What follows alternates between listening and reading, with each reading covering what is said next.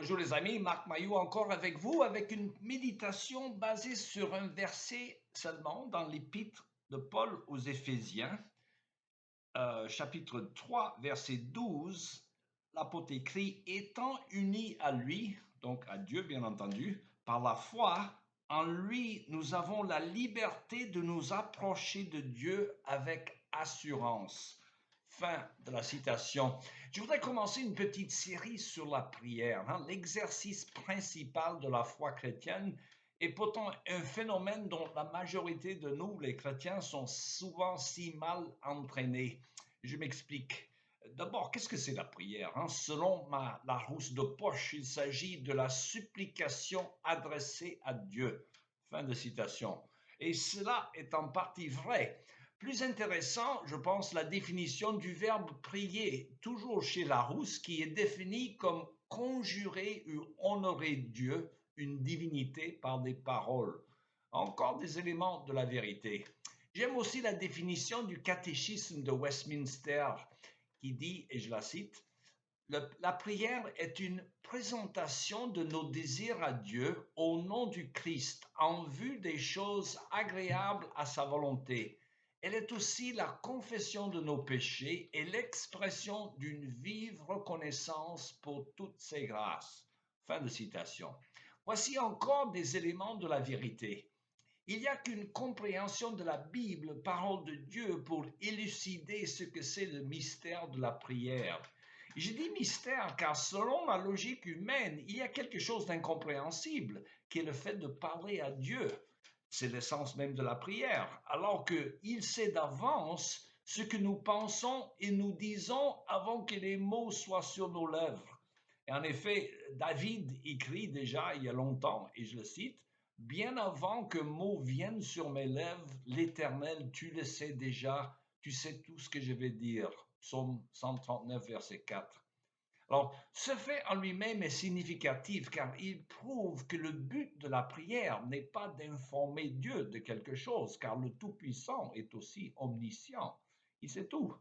Mais le but de la prière pour le fidèle est d'entrer en relation avec Dieu par ses paroles.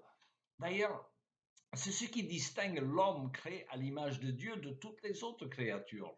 L'homme seul a la capacité de parler, voire de parler avec Dieu. Attention, même les animaux font des bruits et communiquent d'une certaine manière, mais l'homme seul possède le langage que Larousse définit, encore Larousse, la faculté propre à l'homme d'exprimer ou de communiquer sa pensée par un système de signes vocaux, des paroles, ou graphiques, l'écriture. Alors, le but ultime de la prière est donc de rechercher la communion avec Dieu et non pas de l'informer de quelque chose qu'il ne saurait pas. Alors, cela distingue la prière chrétienne des formes païennes de la prière qui consisterait à la répétition des paroles ou des formules comme si Dieu s'en contentait.